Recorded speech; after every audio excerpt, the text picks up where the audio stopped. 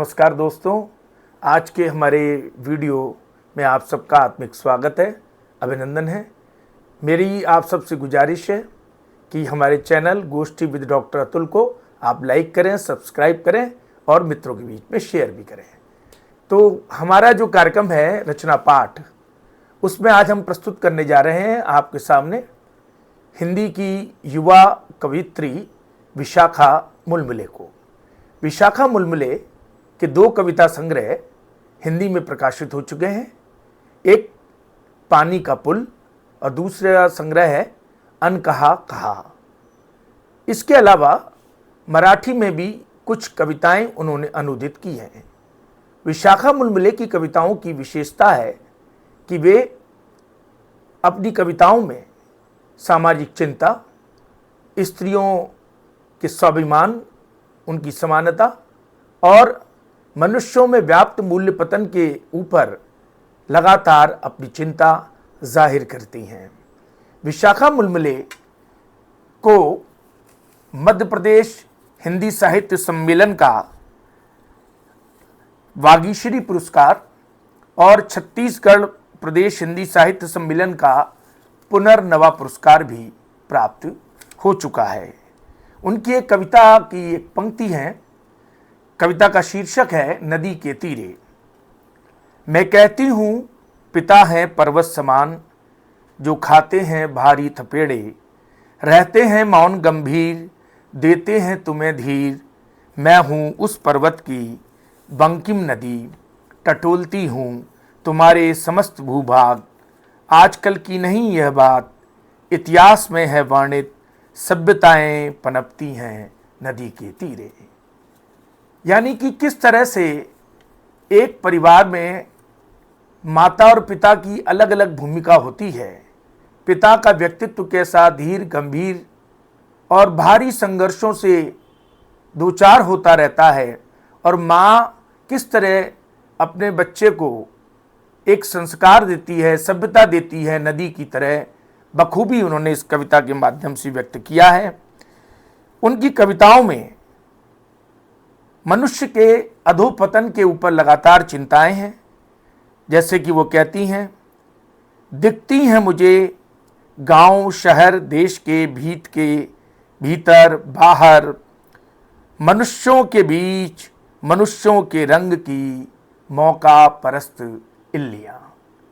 तो ये है विशाखा मुलमुले, जिनकी कविताओं का एक अलग तेवर है, अलग ज़मीन है। तो क्यों ना हम चलें और सुने आज के रचना पाठ कार्यक्रम में विशाखा मुलमुले को। आप में से जो लोग हमारे चैनल के साथ नए जुड़े हों, उन सब से मेरा पुनः एक निवेदन कि वे इस चैनल को अपना आशीर्वाद प्रदान करें, सब्सक्राइब करें, शेयर करें, लाइक करें। चलिए सुनते हैं काव्य पाठ में विशाखा मुलमुले की कविताओं का पाठ उनके मुख से। मेरा नाम है विशाखा मुलमुले। मैं डॉक्टर अतुल चतुर्वेदी जी के YouTube चैनल गोष्ठी के लिए अपनी कुछ कविताएं लेकर उपस्थित हुई हूँ। ये कविताएं मेरे 2 कविता संग्रह पानी का पुल एवं अनकहा कहा से है। तो मैं प्रस्तुत करती हूँ अपनी कुछ कविताएं। पहली कविता, जिसका शीर्षक है पानी का पुल। मैं तुम्हें आप से चीनती हूँ, तुम मुझे करुणा से। मैं तुम्हें आप से चीनती हूँ, तुम मुझे करुणा से। दो आप पर बैठे हम शांत समय में संगम पर पाँव पखारते हैं। जब टूटकर बिखरते हैं तुम्हारे आंसू, छलक उठती है मेरे नैनों से गंगा जमुना। हर बार तेरी आंख से टपका मोती बन जाता मेरी आंख का पानी। मीलों मीलों खारे जल में, नीले नीले दर्द के पल में, फासला हो तब भी सुन लेते हैं हम आर्त पुकार। जैसे सुन लेती है खारे जल की सबसे वृहद मछली। रक्त संबंध से नहीं जुड़े हम, रक्त संबंध से नहीं जुड़े हम, पानी का पुल है हमारे मध्य। और 2 अनुरागी साध लेते हैं पानी पर चलने की सबसे सरलतम कला। 2 अनुरागी साध लेते हैं पानी पर चलने की सबसे सरलतम कला। अगली कविता जिसका शीर्षक है और स्वतंत्रता फिर हाथ से निकल गई। तय की हम सखियों ने मिलने की जगह, तय की हम सखियों ने मिलने की जगह, मुकर्रर किया दिन, अपने अपने पंथ का चुनाव किया, उत्साहित हुई, भविष्य के सपने देखे, 4 दिनों के स्वातंत्र्य की उम्मीदें भी पाली। पर बस एक समय एक साथ स्वतंत्रता का बिगुल नहीं फूका, पर बस एक समय एक साथ स्वतंत्रता का बिगुल नहीं फूका। कुछ ने ऐन मौके पर हाथ खड़े कर दिए, कुछ ने ऐन मौके पर हाथ खड़े कर दिए, कुछ ने संपूर्ण स्त्री जाति को ताक पर रख केवल अपने क्षेत्र का पालन व संरक्षण किया। अंततः सन 1857 के स्वातंत्र्य आंदोलन की तरह हम एकजुट न हुए और स्वतंत्रता हाथ से निकल गई। जबकि कमल और रोटी के तर्ज पर हमने पहुंचाए व्यापक संदेश, जबकि कमल और रोटी के तर्ज पर हमने पहुंचाए व्यापक संदेश, थे वे इस युग के पर थे रोटी के अधीन। संदेशों को बदलना ही था स्त्रियोचित संदेशों में। इस बार भी हम रोटियां बांटती और बनाती रह गई। मन का कमल तपिश में कुंभलाता गया, मन का कमल तपिश में कुंभलाता गया। हम मौका परस्त न हुई और स्वतंत्रता फिर हाथ से निकल गई। परतंत्रता हमारे गुणसूत्रों में क्या कुंडली मार बैठ गई, परतंत्रता हमारे गुणसूत्रों में क्या कुंडली मार बैठ गई। जबकि जब बापू चल रहे थे लाठी टेक, नमक सत्याग्रह का था वह समय, हम दौड़ रही थी पीछे खून का नमक किए। बापू की लाठी न होने पर बनी हम लाठी, दिया अपना कांधा, एक ही दिन भाग ही गए विदेशी देश छोड़। बच्चे बूढ़े जवान सबको मिली स्वतंत्रता, बच्चे बूढ़े जवान सबको मिली स्वतंत्रता। मवेशी हवा पक्षी तो पहले ही थे स्वतंत्र।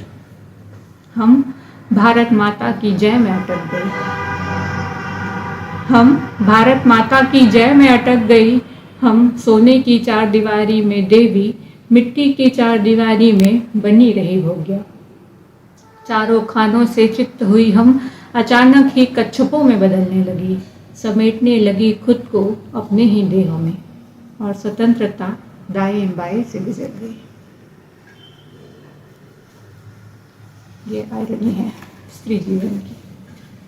अगली कविता जिसका शीर्षक है मनुष्य, मकान और महानगर। घर के ऊपरी मंजिल पर रहते थे कुछ लोग, घर के ऊपरी मंजिल पर रहते थे कुछ लोग, थे मनुष्य पर न जाने कौन थे वो लोग। उनके खिड़कियों के पर्दे हमेशा खिंचे रहते थे, उनके खिड़कियों के पर्दे हमेशा खिंचे रहते थे, उनके दरवाजे भी हमेशा भिजे रहते थे। उनके घर में न कोई आता था न जाता था, कई दफे अखबार बाहर ही पड़ा रह जाता था। गली में कभी किसी ने नहीं देखा उनको टहलते, गली में कभी किसी ने नहीं देखा उनको टहलते, किसी को वो लिफ्ट या सीढ़ियों पे भी नहीं मिलते। आज अचानक देखा खाली कर गए वो मकान, आज अचानक देखा खाली कर गए वो मकान। कब आए कब गए यह किसी को नहीं हुआ भान। दूसरी जगह जाकर किसी को क्या किस्सा सुनाएंगे, दूसरी जगह जाकर किसी को क्या किस्सा सुनाएंगे। इस जगह का ब्यौरा वो किन शब्दों में बताएंगे। इस तरह दिन ब दिन खाली होते जा रहे हैं मनुष्य और मकान, इसी तरह दिन ब दिन खाली होते जा रहे हैं मनुष्य और मकान। दोनों के भीतर क्या है कौन है महानगर इससे है अनजान। अगली कविता जिसका शीर्षक है प्रीत की बेला में कभी ऐसा हो। मैं लिख के चूमूं हथेली पे तेरा नाम, जैसे चूमती है ओस घास की नोक। मैं लिख के चूमूं हथेली पे तेरा नाम, जैसे चूमती है ओस घास की नोक, और जज्ब होती है अपने ही उद्गम में। मैं भी समाहित हो जाऊं तुझ में, जबकि ना मिलते हो हमारे नामों में एक भी अक्षर। मैं ढूंढती हूँ तुम्हें भास्कर में, मैं ढूंढती हूँ तुम्हें भास्कर में, जबकि तुम हो सुधाकर। अल सुबह छोड़ जाते हो घर उनका मेरा, आते हो तारों को लिए संग। मैं रात की स्याही से लिखती हूँ उजास के गीत, मैं रात की स्याही से लिखती हूँ उजास के गीत, पर हर संक्रमण मकर संक्रांति सा शुभ नहीं कि धुल जाए अश्रु संग सारे अवसाद। हो सके तो तुम बिताओ कभी मेरे संग एक पूरा दिन, भूर संग साथ चलो और देखो दोपहर। देखो सांझ में कैसी घुलती है रोशनी और बिखरती है कैसी गोधुली छटा। तब चांद भी हो जाता है जरा उत्सुक और देखता बिन तारों के आंचल वाली हरित धरा के स्वर्णिम भी। प्रीत की बेला में कभी ऐसा हो। अगली कविताएं मेरे शीर्षक अनकहा कहा से है संग्रह। ये संग्रह 2 भागों में से मिलकर बना है, संभाषण और रूपांतर। तो संभाषण में मैं जो है कृष्ण से संवाद कर रही हूँ, उनसे वार्तालाप कर रही हूँ।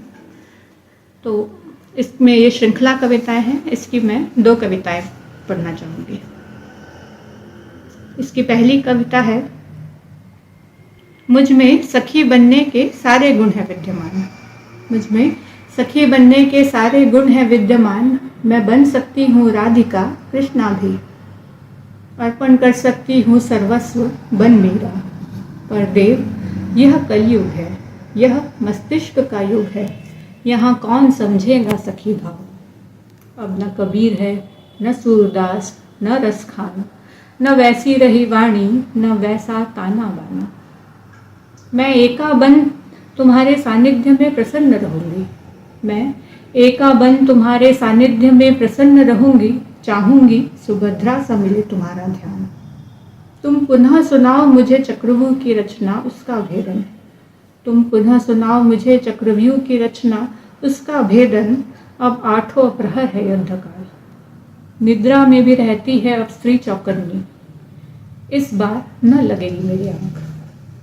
देव अनगिनत है स्त्री देह के इर्द गिर्द चक्रव्यूह, देव अनगिनत है स्त्री देह के इर्द गिर्द चक्रव्यूह, हर किसी की है बाज की आंख। इसी की अगली कविता है, कटी के दुकुल में बांधे रखते हो पांचजन्य, कटी के दुकुल में बांधे रखते हो पांचजन्य, पहले कभी जहां बांसुरी हुआ करती थी। लकुटी के स्थान पर पकड़ते हो हाथ में वलगाए, साधते हो सारथ्य योग। लकुटी के स्थान पर पकड़ते हो हाथ में वलगाए, साधते हो सारथ्य योग। तुम बने कान्हा से श्री कृष्ण, तुम बने कान्हा से श्री कृष्ण, यशोदा नंदन से वासुदेव। बदली तुम्हारी पहचान, बदले तुमने अनेकों स्थान। देव इस युग में रहते तुम तो किस तरह बनता तुम्हारा पहचान पत्र और किस बिंदु पर आधार।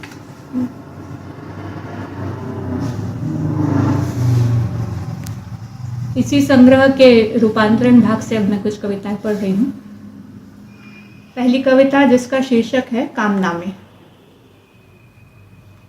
गर्दन झुकाने के पहले उसने 10 बार सोचा, गर्दन झुकाने के पहले उसने 10 बार सोचा, 20 बार इधर उधर देखा, जगह का मुआयना किया, आहटों को भापा, संकटों का संज्ञान लिया, फिर जाकर सकोरे में रखे पानी में अपनी चोंच डुबाई। गर्दन झुकाने के पहले उसने 10 बार सोचा, 20 बार इधर उधर देखा, जगह का मुआयना किया, आहटों को भापा, संकटों का संज्ञान लिया, फिर जाकर सकोरे में रखे पानी में अपनी चोंच डुबाई। अपने जीवन में हमने प्यास के चरम पर तृष्णा को परे रख कब इतना सोचा। अपने जीवन में हमने प्यास के चरम पर तृष्णा को परे रख कब इतना सोचा, कितनी बार तत्काल गर्दन झुकाई। अगली कविता जिसका शीर्षक है कि शरबती है उंगलियां। देह के चाक की गति के लिए स्त्री गूंथ रही है आटा, देह की चाक की गति के लिए स्त्री गूंथ रही है आटा, गेहूं रंगत की उसकी उंगलियां सराबोर है शरबती गेहूं के आटे में, और वह निमग्न है कर्म में। इतना एक सार, इतना एक रूप है संपूर्ण दृश्य, कि भ्रम में पड़ जाए देखने वाला कि आटा है शरबती या नृत्यरत कर्मरत शरबती है उंगलियां। जो भी हो एक मिठास है जीवन में, 2 रोटियों से मिले सुख के नशे में, जन्म मरण के यथार्थ में, लूट खसोट के व्यापार में, भीड़ में, होड़ में परिवार को बल दे गतिमान बना रही है शरबती आटे में गुथी उंगलियां। अगली कविता, ये अंतिम कविता है और ये माँ के लिए है। छोटी सी कविता है जिसका शीर्षक है देखना। मैंने उसकी चाल में आते हुए बुढ़ापे को देखा, मैंने उसकी चाल में आते हुए बुढ़ापे को देखा, मैंने उसके चेहरे से जाती हुई जवानी को देखा, मैंने उसके हर काम में समय को बढ़ते देखा, मैंने उसकी उम्र में घटते हुए जीवन को देखा। फिर मैंने उसकी आंखों में झांका, स्पर्श को महसूसा, ममत्व को उसमें ठहरे देखा, गहरे देखा।